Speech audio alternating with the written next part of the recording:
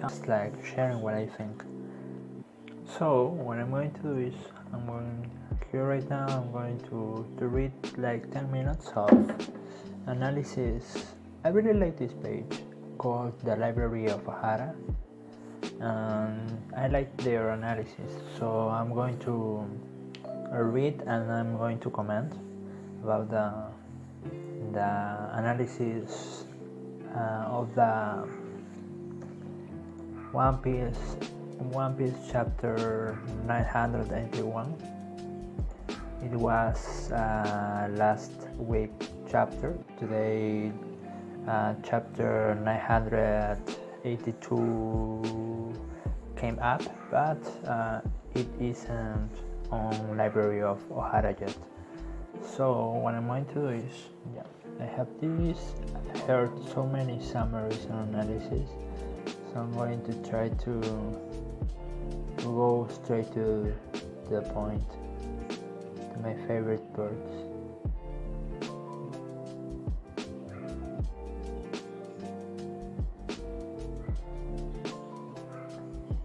Okay, so I'm going with the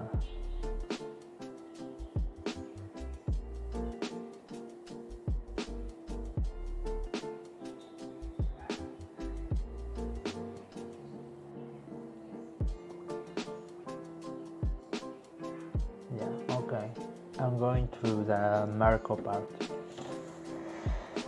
I'm going to read it for myself and I'm going to then to comment.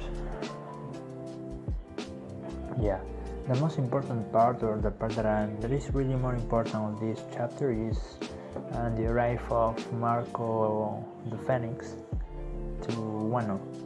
So I'm going to read it to myself and then I will try to comment, to say some things in base of my previous knowledge about One Piece and the anime. What can I say?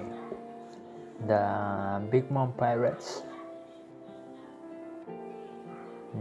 Big Mom should have known about the other entrance. A part of the waterfall, there is another way to. There is a hidden way to enter to Wano, and there are two possibilities. One is that Kaido didn't tell her about the entrance because maybe he doesn't trust her 100% and he didn't tell her. Or the other possibility is that maybe he tell her, but maybe Big Mom, because he still has like some of the amnesia problems and her food disorder, and also maybe she has like forgotten that and didn't say that to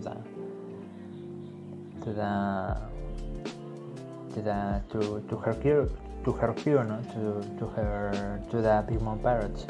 But I think that Oda wouldn't have take time to detail about the hidden port if he isn't going to use, if the port isn't going to be used in the future. So maybe I don't know, maybe X-Drake, maybe he knows about this, and maybe because he is of the sword, maybe the Marines are going to arrive to Wano, and maybe X-Ray is going to tell the Marines what is the correct way, or maybe to Kobe, because most Marines don't know that X-Drake is from Sword, and they don't know that Sword also exists, so they think he's still a pirate. So in conclusion, what I think is that X-Drake maybe knows about this hidden entrance. It calls Mogura Port. Mogura Port is the hidden entrance. There is the other way to enter to Wano apart from the waterfall. So I think that X-Drake is going to to tell some of the is going to tell Kobe about this, and Kobe about the entrance, the hidden entrance, and Kobe is going to tell the other Marines. And I think what my theory is that the Marines are going to come to Wano by this hidden entrance, because if not, maybe they don't have to do this way, but I think that Oda introduced us about the port for something, and I don't think it's not just for this occasion that the pirates of Big Mom didn't know about the entrance. Yeah, I'm going to read the other part. Yeah, so some critic that I have is that this is epic, but it's the Big Mom pirates are like joke, like you lose trust in them in the way that they can be really threatful. They are a threat to Luffy. They want to kill Luffy. They want his head, but in this case, it's like I don't take them seriously now. They were a threat in Whole Cake Island. They really cornered the Straw Hats. For sometimes I thought that the Straw Hats would be really hard for them to leave Whole Cake Island, but no, it's like maybe Oda would have done this in a different way, I suppose, because in this ship there are sons and daughters of Big Mom who are really smart, who are really strong, like Smoothie and the others, and there are some of them that can fly or do other things. So I think that this was maybe too convenient. It's not realistic. It's really convenient to the plot.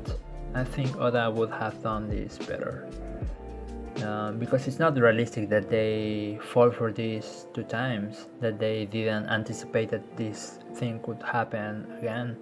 So in the real life, I would think that maybe most of the sons and daughters of Big Mom would have fall again, but I would think that in real life some of them would have managed to enter to Wano, because I don't see it again.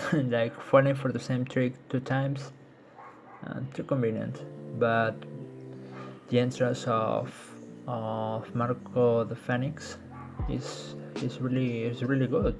It's the best part of the chapter. So what I really liked is that he's Oda say things, but he doesn't say them like directly.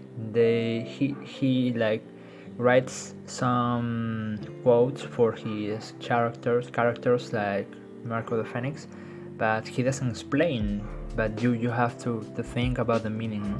For example, when Marco said this part to the Big Mom pirates, when he like pulled the ship down, he says this, let me this: by the time you show up again, the era or times may shift a little. Through the series, Oda says that the Straw Hats and all his allies are going to change the era. That times are changing, the era is going to change, the world government is going to fall, and the Yonko system is going to change. Maybe no more Yonkos, or maybe it's going to be still Yonkos, but with new Yonkos. So this really, it really enforces what we've been taught through the series that the Straw Hats are going to change the era. It also, this phrase, this quote of Marco the Phoenix also assures us that this arc and that the Wano arc is not going to be any arc. It's not going to be a normal arc. Yeah, you know that. You know that. Yeah, this quote ensures us that Wano is going to be different. It's going to have a lot of impact on the writing, on the plot, on the narrative of One Piece. It's going to change things. There are going to be a lot of plot things. There are going to happen lots of things in this arc, particularly in this war. They are going to have lots of consequence and are going to be like tied to next and following arcs. So yeah, that's what I can say about that thing. Yeah. In this part, I want to quote the library Hara for one of the curiosities, or one of the things they investigate, and I want them to give them credit as properly. So the name, this is the detail is the name of the attack Marco Phoenix does on the Big Mama Chanter ship. This attacks is the name of the, you can see the name on the Manga Plus chapter.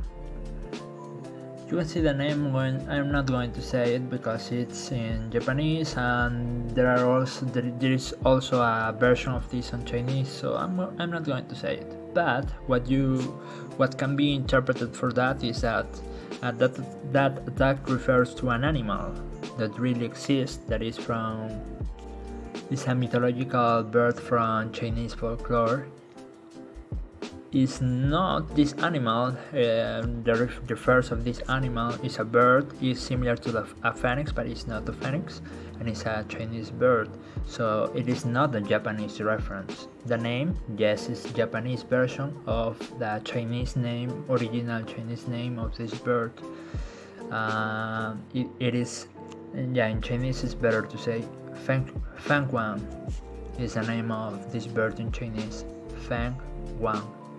I hope my Chinese is not too good, but I want to learn more Chinese in the future. But yeah, going back to the point, the attack of Marco the Phoenix is called, the name of this bird, of this mythological bird of China, with the other word is like seal, like the name of the bird and then seal or stamp, and it refers that because Marco stamp is like when you have like